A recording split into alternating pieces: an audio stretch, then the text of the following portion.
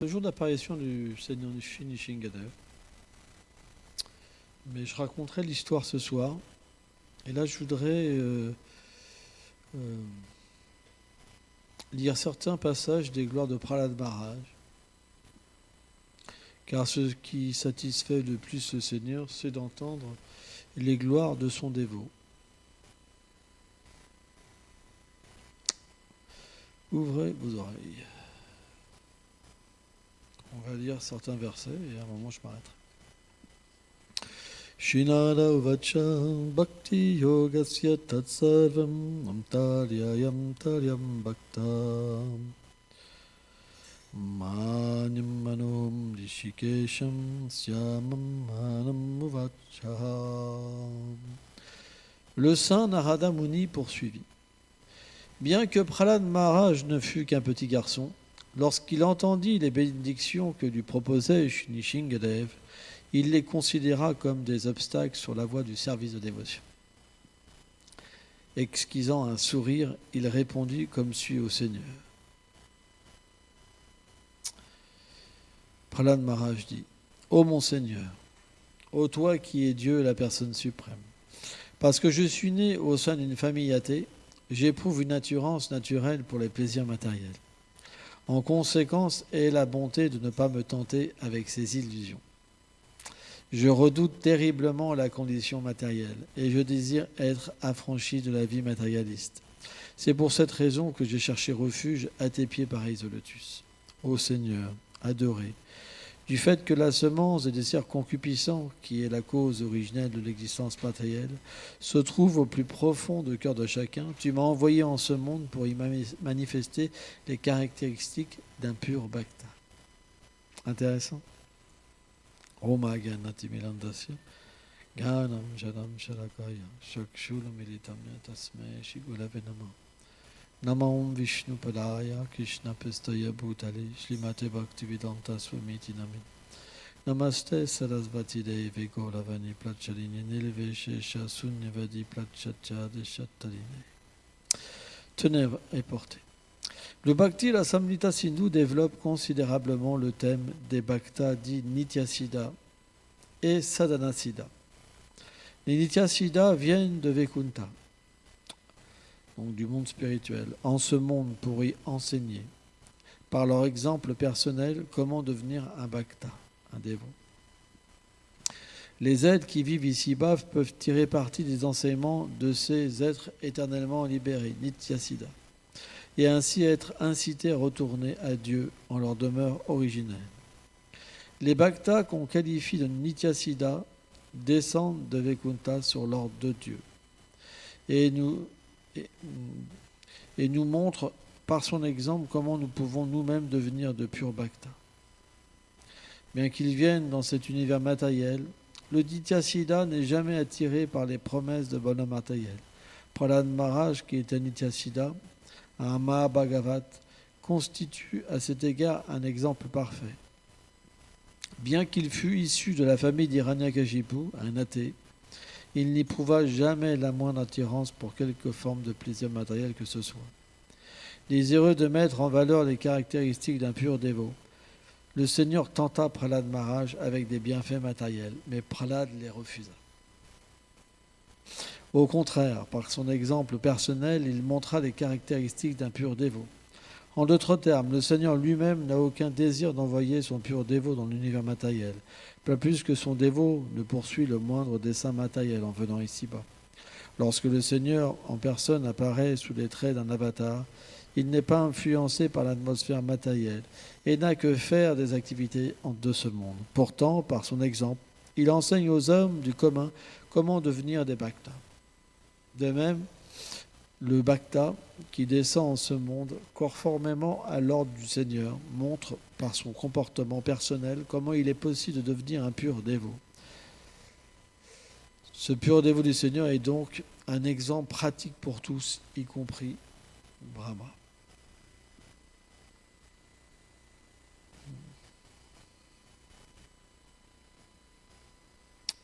Donc c'est intéressant. Là, à ce moment, Prahlad est sur les genoux de Nishingadev. Parce que seul son dévot, pur dévot, a pu apaiser la colère du Seigneur. Le Seigneur est devenu très en colère contre Hiranyakashipu. Samoham Sarvabhuteshu, dans ce verset, le Seigneur explique qu'il n'est partial envers personne, ni impartial. Dans le monde matériel, tous les gens sont dans l'illusion. Certains pensent, je suis un homme, une femme, j'ai un devoir, j'ai quelque chose d'important dans ce monde. Mais tout sera enlevé, tout sera détruit. C'est juste une question de jours, ou de secondes, ou de minutes, ou d'années. Tout nous sera enlevé. Notre seul devoir, c'est de devenir un pur dévot. Tout le reste, c'est l'illusion matérielle. Au moment de la mort, qu'est-ce que vous allez enlever, emporter avec vous? Enfant, richesse. Donc pourquoi on ne s'abandonne pas?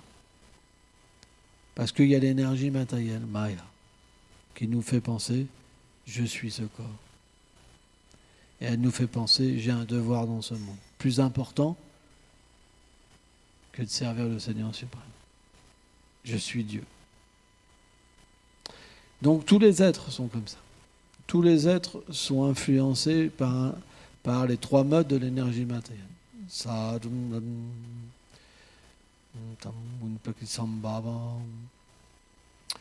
Mais tant qu'on est influencé par l'énergie matérielle, on ne peut pas véritablement s'abandonner au Seigneur. Le plus favorable des gunas, des modes, c'est la vertu. Et la vertu, donc, peut être acquise si on sert constamment le Seigneur suprême. Et une fois qu'une personne est située dans la vertu, qu'il n'a plus de désir, et qu'il est fixé en fait sur le fait de devenir un pur dévot, après il peut transcender les modes et il se situer dans la pure vertu. Parce que la vertu matérielle n'est jamais complètement pure. Elle est toujours teintée un petit peu de passion et d'ignorance. Quand vous pensez que vous êtes le corps, c'est l'ignorance. Quand vous pensez que vous avez un devoir dans ce monde, c'est la passion. Et votre foi en Dieu, c'est la vertu. Et suivant le mélange de ces trois modes, alors vous avez plus de foi ou moins de foi. Mais ceux qui ont abandonné toute chose, par exemple, pour servir le Seigneur suprême, c'est qu'ils ont plus de vertu que les autres. C'est logique. Parce qu'ils considèrent la vie matérielle comme absurde. Par exemple, l'indépendance, c'est la passion, l'ignorance. La vertu, c'est qu'on veut vivre avec les dévots du Seigneur. Parce que le fait de vivre avec les dévots, ça veut dire qu'on va pouvoir devenir un dévot. On va pouvoir pratiquer, entendre sur Krishna. Servir Krishna. Mais servir Krishna d'une manière authentique. Krishna, quand il dit dans la Bhagavad Gita, Etam Prapadante, je réciproque avec le désir des êtres. On pourrait se dire, mais je peux faire, moi je peux adorer Dieu comme je veux, c'est vrai. Le Seigneur est réciproque. Mais de la manière où le Seigneur est dans sa demeure, c'est différent de la manière qu'on vit avec lui dans notre demeure.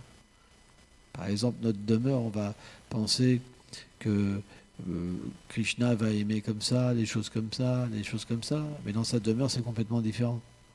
Donc le Seigneur s'adapte. Mais quand il s'adapte, il se montre tel qu'on le désire, pas tel qu'il existe. Donc finalement, on est toujours loin du Seigneur suprême dans ce monde. C'est pourquoi la seule façon d'être près du Seigneur, c'est d'être dans la compagnie des associés du Seigneur. Parce que les associés, ils savent qu'est-ce que Krishna aime et de quelle manière il est véritablement. Et naturellement, dans leur association, graduellement, Krishna se révèle à nous tel qu'il est. C'est ça la différence entre adorer le Seigneur comme on aime et l'adorer sous la juridiction de purs dévots.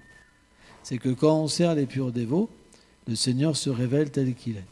Par exemple, dans le temple, le temple n'est pas un lieu ordinaire. Par exemple, on peut très bien avoir chez soi des petites déités, par exemple. Beaucoup de dévots ont beaucoup de déités, par exemple. Mais c'est notre désir d'adorer Krishna. Alors que quand Krishna vient sous la forme d'un temple, c'est son désir de s'incarner. C'est ce qu'on appelle Archa Vigraha. Le Seigneur, Archa Avatar, le Seigneur descend sous la forme de la déité. Parce que c'est son ordre, c'est son désir de s'incarner.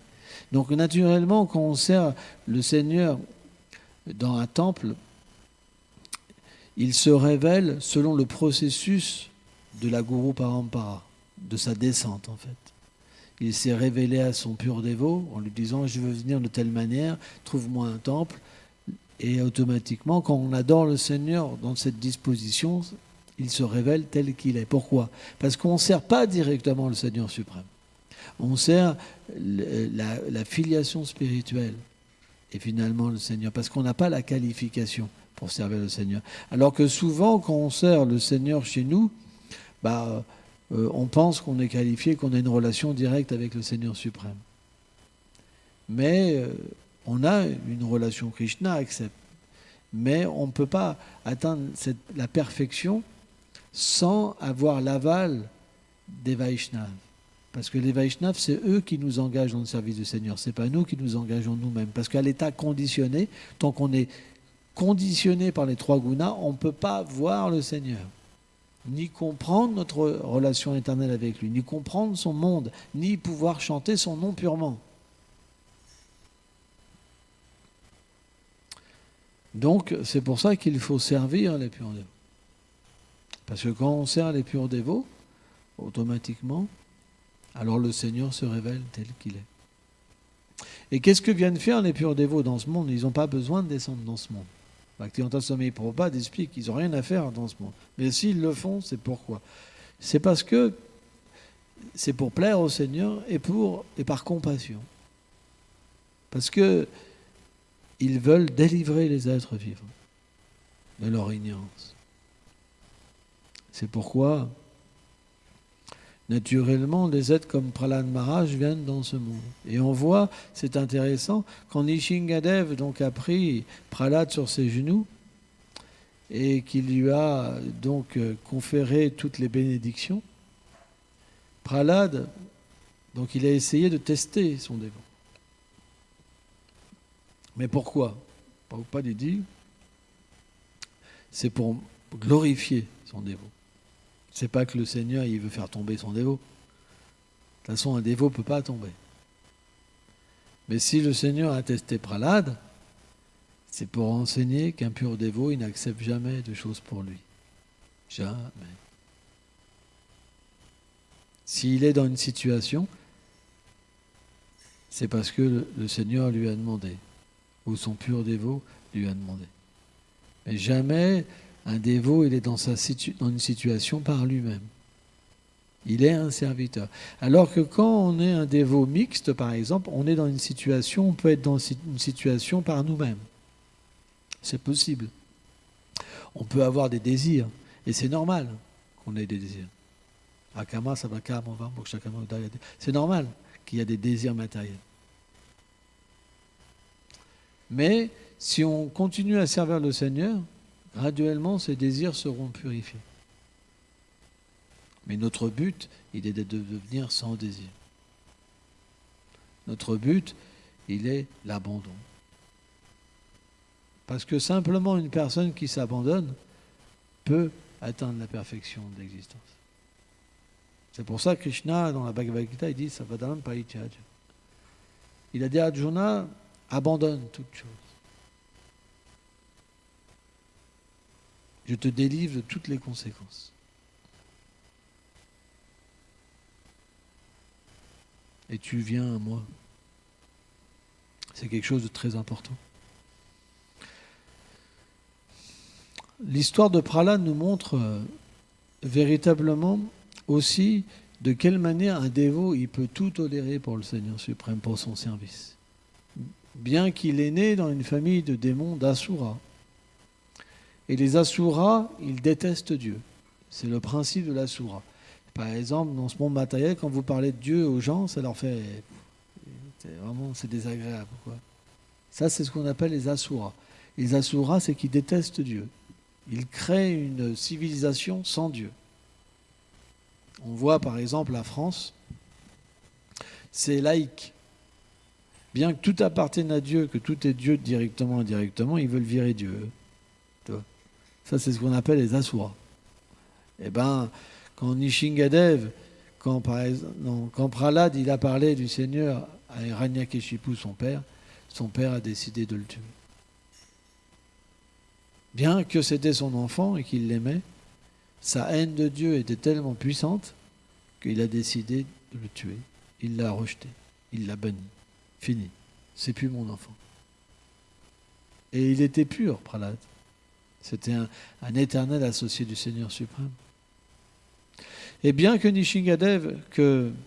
Hiranyakeshipu a essayé de le tuer par tous les moyens, rien ne pouvait donc le toucher. On a le même divertissement qui existe avec Haridas Thakur. En fait, Haridas Thakur est Brahma, mais avec une mise en pouvoir, un avèche de Prahlad Maharaj. Parfois, plusieurs associés du Seigneur peuvent être mis ensemble. Et on sait que Haridas Thakur, il est né dans une famille de musulmans respectables. Et qu'il est né, en fait, avec un corps divin. On dit Mahapurusha, parce qu'il avait des signes toutes de bon augure, des mains pareilles au lotus, des yeux pareils au lotus. Il avait des bras très longs, jusqu'aux genoux. Il était très beau, Haridas Thakur. Son teint était comme l'or. Et c'est expliqué que il avait atteint un tel amour de Dieu que les gens se rassemblaient pour le rencontrer. Parce que parfois, en fait, il pleurait. Mais il pleurait. C'était tellement impressionnant de la manière qu'il pleurait, en fait. Parce qu'il y avait tellement de larmes qui coulaient. Son corps, c'est expliqué que ces poils de son corps se hérissaient, mais pas que ça. Il y avait comme des fleurs qui apparaissaient sur tout son corps. Comme des fleurs kadamba, en fait, qui apparaissaient. Parfois, Haridas Thakur hurlait, tellement l'amour de Dieu était puissant en lui. Il hurlait. Il dansait, sans quoi que ce soit. Parce qu'en fait, toujours il chantait le Saint-Nom. Donc il était tellement enivré par le Saint-Nom qu'il se mettait à danser. Et parfois, l'extase était tellement forte qu'il tombait inconscient. Et les gens se regroupaient parce que Haridas Thakur était tellement beau et tellement son amour de Dieu était élevé que, en fait, quand les gens étaient autour de lui, ils devenaient aussi imbibés d'amour. C'est comme une maladie. Si quelqu'un a de l'amour pour Dieu, automatiquement, on contracte l'amour et la foi au contact des dévots du Seigneur. Et sa population, en fait, sa popularité, elle grandissait naturellement. Quand vous avez quelqu'un comme ça, surtout en Inde, les gens se parlent et les gens viennent par milliers, quoi, pour voir la personne. Et Haridas Thakur, donc, il avait pris refuge à Phulia, à côté de Chantipur. Et souvent, il s'associait avec Advaita Acharya. Et Advaita Acharya était très content, en fait, d'avoir cette association sainte. Parce que le Seigneur Mahaprabhu n'était pas encore apparu à cette époque-là. Et les gens étaient vraiment athées à cette époque-là. Vraiment, vraiment athées. Au point qu'Haridas Thakur, lui, il chantait tout le temps, souvent à haute voix. Et en fait, Haridas Thakur, il chantait 3 fois 64 tours. Et il chantait 64 tours à haute voix. Mais vraiment à haute voix. Voilà. Pourquoi ? Et d'ailleurs, il y a un divertissement qui explique ça, c'est qu'un jour, un brahmana l'a accusé, mais pourquoi Haridas Thakur chantait à haute voix comme ça ? Toutes les écritures disent qu'on doit chanter mentalement, méditer, un mantra. Pourquoi lui, il hurlait ?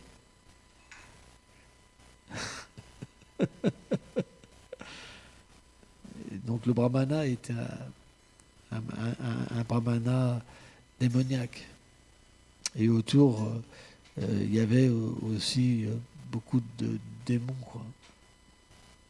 Et Haridas Thakur, très humblement, il lui a dit que, en fait, dans certaines écritures, notamment le Srimad Bhagavatam, c'est expliqué que chanter à haute voix est 1000 fois plus puissant, bénéfique que le chant mental. Pourquoi ? Parce que quand une entité vivante, comme un insecte, un arbre, un oiseau, un animal qui ne peuvent pas chanter, entend le chant d'un Vaishnava, alors il devient délivré. Donc c'est 1000 fois plus miséricordieux de chanter à haute voix.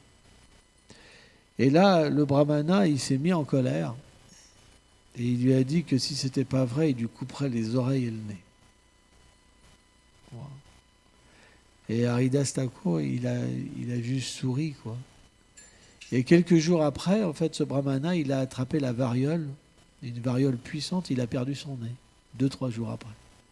C'était la réaction, en fait. Et tous les êtres pécheurs ont aussi beaucoup souffert. Parce que quand on offense un Vaishnava, de la manière qu'on l'attaque, de la même manière on reçoit la punition du Seigneur. Le Seigneur, il est impartial. Ni partial et impartial. Mais c'est expliqué dans ce verset, Savabhutejo, qu'il est réciproque avec l'amour. Donc en fait, comme son dévot se donne au Seigneur complètement, le Seigneur se donne complètement à son dévot. Et celui qui attaque son dévot, il devient puni par le Seigneur personnellement. Et donc la réputation d'Haridas était très très puissante. Parce qu'il était aussi humble que Prahlad Maharaj. Et à un moment, il y avait un gouverneur, un Kadzi, qui est devenu très envieux en fait d'Haridas, parce que la popularité d'Haridas était très grande. Et dans ce monde matériel, on a tous de l'envie. Et naturellement, quand quelqu'un a du succès, on devient jaloux. Tout le monde est jaloux. C'est comme ça. Si quelqu'un, voilà. C'est pour ça, il ne faut pas vous en faire. Il y aura toujours des gens jaloux autour de vous. Parce que c'est normal. Quand on dit que quelqu'un est conditionné, ça veut dire qu'il est jaloux. Toute âme conditionnée a de la jalousie. Ce n'est pas possible qu'il n'y en a pas. Donc, s'il y a un troupeau d'âmes conditionnées, il n'y a que des jaloux. Alors la jalousie, elle peut parfois être estompée, calmée, et parfois elle ressort. Hein ? Donc, naturellement, si vous faites un reproche à quelqu'un entend quelque chose, après, naturellement, le jugement va venir d'une personne, dire « il m'a dit ça », puis si vous avez quelque chose, hop, on devient jaloux, par exemple. Hein ? Même d'un ami, on peut devenir jaloux. Même de notre meilleur ami. Hein ? Il y a des gens qui se détestent juste par jalousie. Et donc le Kadzi, donc, il a été voir le gouverneur supérieur, le Nawab, et il voulait absolument que Haridas, il arrive quelque chose de grave. C'est ça l'envie. En fait, son plan, c'était de tuer Haridas. Et il lui a parlé, en fait, de Haridas. Il lui a dit, voilà, il y a un musulman qui est né dans une famille correcte, bonne famille, et qui chante les noms hindous. On devrait, pour que la population ne suive pas son exemple, établir une punition pour que tous les gens aient peur. C'était son plan. Vous savez, dans la campagne, dans la ville, si vous punissez quelqu'un devant tout le monde, après les gens, ils se disent « Oula, t'as vu ce qui lui est arrivé ? C'est pas bon. » Et c'est souvent des punitions graves. Hein, par exemple, dans des pays musulmans fanatiques, ils mettent les chrétiens dans des cages en fer et ils les noient comme ça. En fait. Ils les ressortent et puis ils les noient. Quoi. Ou ils les pendent à une grue pour que tout le monde les voie bien. À une grue très haute. Où ils leur coupent la tête à la chaîne, comme ça, avec des sabres, comme ça. Mais devant tout le monde, il y a des milliers de personnes, pour que tout le monde comprenne que si vous devenez chrétien, vous perdez votre tête. Donc il faut être courageux pour être chrétien. Hein ? Pas évident. Je parlais hier soir il y avait un rassemblement interreligieux, et je parlais à une protestante. On parlait non, je parlais avec un catholique. Et on parlait comme ça des chrétiens qui étaient persécutés. Et je lui disais, il faut être courageux pour être chrétien. Parce que dans un pays comme ça, tu sais que tu peux y passer du jour au lendemain. Hein? Donc, dans toute religion, il y a des fanatiques. Hein? Les chrétiens, ils ont massacré plein de gens aussi. Les musulmans ont massacré plein de gens. Mais là, il était question d'Arida Stacour. Et tout le monde aimait Arida Stacour. Tout le monde aimait Arida Stacour, sauf quelques envieux. Et donc ils ont fait le plan de le fouetter sur 22 places de marché pour qu'il puisse être vu partout. Bon, théoriquement, même une place de marché, on meurt à peu près. Maximum 2 places de marché. Bon, pour qu'il soit sûr de mourir, ils avaient mis un nombre élevé, 22 places de marché. Vous avez vu le film La Passion du Christ, où Jésus se fait flageller. Vous pouvez voir, ça c'est un film, hein, mais la réalité c'est encore un autre niveau. Hein. Et donc, ils ont été chercher Arida Stacour. Et la population, elle est devenue jubileuse parce qu'ils pensaient pas que Arida Stacour avait été cherché pour quelque chose de mauvais, en fait. Les gens étaient contents, peut-être qu'il allait se faire glorifier. Hein. Mais quand ils ont commencé à apprendre qu'Arida Stacour, il était arrêté pour être châtié, en fait, parce qu'il chantait le nom du Seigneur suprême, alors les gens ont commencé à être horrifiés, quoi. Et quand Arida Stacour, il a rencontré le Qadhi, le Nawab, donc il était très humble et respectueux, et ils ont commencé donc à lui dire, mais pourquoi tu chantes un nom hindou? T'es musulman. Tu peux pas faire ça. C'est une offense. Et selon le Coran, tu dois être puni. Et Arida Stacour, il a souri. Il a expliqué que toutes les Écritures expliquent qu'il n'y a qu'un seul Seigneur suprême. Il n'y a pas deux Seigneurs suprêmes. Donc le nom de Hari, de Krishna et de Allah, ça glorifie la même personne. Donc où est le problème? Quel est le problème? Je ne suis pas musulman, je ne suis pas hindou, je glorifie le Seigneur suprême. Simplement, j'aime le Seigneur suprême et je chante son nom. Je ne peux pas arrêter de chanter son nom. Et donc, ils ont fait le plan, le Qadhi, le Nawab, de mettre à exécution leur sentence. Et là, ils ont frappé d'une manière tellement forte à Arida Stacour que les gens, il y en a qui pleuraient, il y en a qui criaient, il y en a qui voulaient arrêter les bouchers. Donc il y avait l'armée, quoi. Il y avait vraiment une armée puissante, quoi. Et les gens ne pouvaient rien faire, quoi. Même les animaux, ils étaient, touchés à chaque fois qu'il y avait des...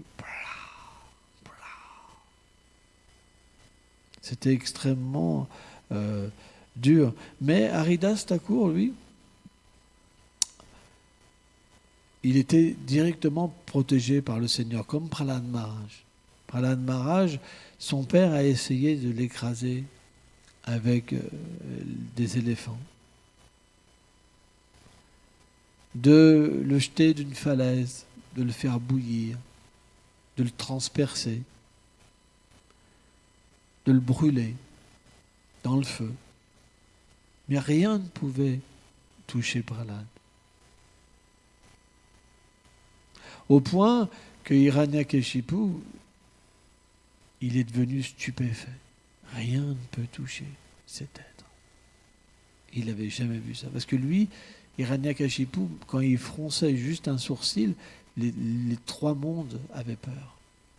Parce que c'était pas un être ordinaire. On racontera l'histoire ce soir, mais Hiranyakashipu a été mis en pouvoir pour terroriser l'univers, pour que le Seigneur vienne se battre et faire étalage de sa vaillance.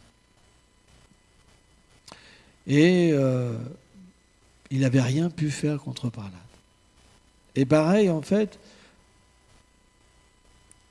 1, 2, 3, jusqu'à 21 places de marché. Et même Haridas Thakur s'est expliqué qu'il faisait juste chanter. Et parfois, il levait la tête et il souriait. Personne n'avait jamais vu quelque chose comme ça. Donc, les bourreaux, à un moment, ils ont réalisé que c'était un saint, en fait. Et de toute façon, le Qadhi, le Nawab, il lui avait dit, Haridas Thakur, il lui a dit, si tu es un vrai saint, de toute façon, tu ne pourras pas mourir. Donc on verra qui tu es. Si au bout de 22 places de marché, tu ne meurs pas, alors à ce moment-là, on acceptera que tu seras un saint.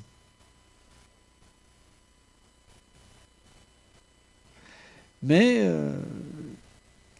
les bourreaux, ils ont eu peur, parce qu'ils se sont dit que s'ils n'arrivaient pas à tuer, en fait, Haridas Thakur, le Qadhi allait s'en prendre à leur famille. Et à un moment, donc, ils sont tombés au pied d'Haridas Thakur. Et Haridas Thakur, il était ailleurs, il était juste absorbé dans le nom du Seigneur. Parce qu'un pur dévot, il ne peut pas perdre de temps dans autre chose que goûter, en fait, sa douce relation qui est établie entre lui et le Seigneur suprême. Nous, par exemple, à l'état matériel, on peut perdre du temps à parler de n'importe quoi, à critiquer, à faire ceci, à faire cela. Mais jamais un pur dévot ne perd de temps. Et Haridas Thakur, jamais, en fait, il perdait de temps. Hein. Au point que, par exemple, bon, on racontera après, mais par exemple, si, parce que quand il a été arrêté au tout début, Haridas Thakur, il a été mis en prison. Et tous les gens de la prison, en fait, ils étaient tellement heureux d'avoir l'association d'Haridas Thakur. Même les malfrats, les pires, vous vous rendez compte? C'est ça le principe d'un Vaishnav. C'est que tout le monde l'aime, sauf quelques démons. Même les gens de la prison, quand ils ont fait de la place à Haridas Thakur, ils lui ont rendu les hommages, ils l'ont glorifié. Et ils se sont assis pour écouter son harikata. Et même, il y a des prisonniers qui ont demandé au geôlier de le mettre dans la prison avec Haridas. Et donc ils attendaient tous qu'Haridas parle, et Haridas leur a dit, parce qu'ils avaient développé l'amour à son contact directement, tout de suite. Pouf. Ils avaient en fait contracté l'amour de Dieu, et il leur a dit surtout, ne change rien à votre disposition. Et comme ils étaient en prison, ils sont devenus moroses, parce qu'ils voulaient sortir de prison. Tu vois. Il les a bénis pour que rien change dans leur vie.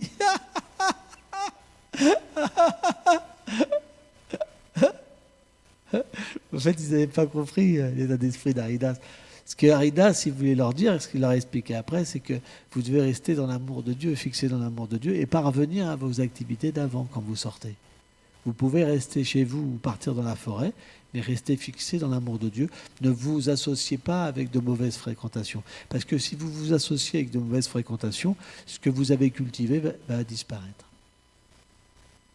On ne devrait jamais penser que parce qu'on a fait un peu d'avancement spirituel que ça ne peut pas partir. Si notre association est mauvaise, graduellement notre dévotion décroît. Quand on parle d'association, Bhaktivinoda Thakur, il parle de donner son cœur, vouloir un échange avec une personne. Là, vous prenez les qualités matérielles et les défauts. Qualité et défaut, c'est la même chose. Ça veut dire qu'il y a l'illusion matérielle et vous chutez en fait de la transcendance, de la réalisation de l'âme. Et donc, quand les geôliers sont tombés au pied d'Haridas Thakur, Haridas Thakur leur a dit, il est revenu à lui-même, et il leur a dit, si mon corps vous pose un souci, alors je suis prêt à l'abandonner. Parce qu'un pur dévot, il ne veut jamais être l'origine d'une souffrance. Et donc par ses pouvoirs mystiques, parce qu'un pur dévot, il a tous les pouvoirs mystiques, il a pu faire comme si, en fait, il avait quitté son corps. Il n'y avait plus de vie dans son corps. Et là, à ce moment-là, ils ont décidé de ce qu'ils allaient faire avec Haridas Thakur. Donc le Nawab, il a dit, on n'a qu'à l'enterrer. Et le Qadhi, il a dit, non, si on l'enterre, il aura une bonne direction, comme les musulmans. En fait, c'est juste un hindou pécheur, et il doit avoir juste la même direction que tous ces hindous errés pour l'enfer, pour l'éternité. C'est vraiment un envieux. Il dit, il faut simplement le jeter dans le Gange. Et quand ils ont voulu le soulever pour le jeter dans le Gange, en fait, le Seigneur est entré en Haridas Thakur et il ne pouvait plus le soulever. Ils avaient beau autant qu'ils veulent avec des gros mastodons, personne ne pouvait bouger. Et ils ont compris que c'était pas, il y avait trop de choses, c'était bizarre. Donc ils ont quand même jeté Haridas Thakur à un moment, ils ont pu. Jeter Haridas Thakur, il était enchaîné dans le Gange. Et peu de temps après, donc Haridas Thakur est sorti de son samadhi et il est revenu dans son visage de Foulia, encore plus brillant. Et il chantait comme ça. Et les gens, en fait, ils ont cru qu'Haridas était devenu un fantôme. Mais ils ont bien compris que ce n'était pas un fantôme. Et que c'était un grand, grand, grand dévot du Seigneur. Et tout le monde a commencé à chanter, en fait, les noms du Seigneur. Et quand le Qadhi et le Nawab donc, ont compris qu'Haridas Thakur était un saint, ils se sont repentis à ses pieds quand même. Ils ont demandé pardon. Et ils lui ont dit, tu peux errer librement et prêcher comme tu veux. Alors Haridas Thakur, à ce moment-là, il a pris refuge dans une grotte. Et les gens donc allaient le visiter. Mais dans cette grotte, il y avait un serpent spécial, avec un joyau sur la tête. Et ce serpent, il était extrêmement toxique, au point que les gens qui venaient voir Haridas Thakur, quand ils venaient le voir, leur corps brûlait en fait. Donc ils ne pouvaient pas rester pour s'associer avec Haridas Thakur. Et à un moment, ils se sont plaints à Haridas Thakur parce qu'ils voulaient son association. Donc ils lui ont dit, il y a des brahmanas qui sont venus, ils lui ont dit, Haridas Thakur, tu ne peux pas rester dans cette grotte parce qu'il y a un serpent. Et ça empêche les gens en fait de s'associer avec toi. Donc tu dois décider, soit ce serpent s'en va, soit c'est toi qui t'en vas, mais tu dois faire quelque chose, prendre refuge d'une autre grotte, pour donner ton association, pour délivrer les êtres vivants. Et Haridas Thakur a dit, d'accord, je vais faire ça. Et au même moment, donc, le serpent est sorti, en fait, lui-même. Et donc les gens ont compris que c'est le Seigneur lui-même qui avait sorti donc le serpent. À un autre moment, donc Haridas Thakur, il y avait un charmeur de serpents. Et ce charmeur de serpents était un grand dévot du Seigneur. Parce que Anand Tashesh lui-même venait en lui, en fait, pour qu'il danse et qu'il chante, etc. Donc ce n'est pas un être ordinaire. Et il s'était mis donc à raconter le divertissement avec le serpent Kalia. Et il dansait, il faisait tout un show merveilleux. Et Haridas Thakur, donc, était là. Et quand il a commencé à entendre donc, cette manifestation de nectar de la bouche, en fait, du danseur, il est tombé inconscient. Et là, il y avait un faux brahmana, en fait. Parce que dans cet âge, c'est expliqué, le Varapurana explique que les brahmanas, les démons naissent dans des familles de brahmanas dans l'âge de Kali. Et donc, ce faux brahmana, il s'est dit dans sa tête, je vois que Haridas Thakur se bat Shudra, en fait, se bat être de basse classe, quoi. Il se fait adorer parce qu'il tombe inconscient et qu'il verse des larmes. Moi aussi, je vais tomber inconscient, comme ça je me ferai adorer. Et donc il a mimé de pleurer, tomber inconscient, et les gens ne voyaient pas la différence parce que c'était des gens ordinaires. Et là, en fait, le charmeur de serpent, il est devenu vraiment en colère. Il l'a frappé avec un bâton là, sur la tête, partout. Et à un moment, il s'est levé pour se barrer parce qu'il avait peur pour sa vie. Et là, les gens, en fait, ont été voir. Ils disent, mais pourquoi tu as fait ça? Haridas Thakur, il est inconscient. Lui, il est inconscient. C'est la même chose. Pourquoi tu en as frappé un et pas l'autre? Et Anand Tashesh lui-même a parlé, en fait, pour glorifier son dévot. Et il lui a dit, lui, c'était un tricheur. Alors qu'Haridas Thakur, même le Seigneur lui-même, veut la poussière de ses pieds pour mettre sur la tête. Et donc, il a fait toute une glorification d'Haridas Thakur, merveilleuse. Voilà. Donc aujourd'hui, ce soir, on racontera le divertissement de Shini Shingadev, hein, et on continuera à voir comment dire, les gloires de Prahlad.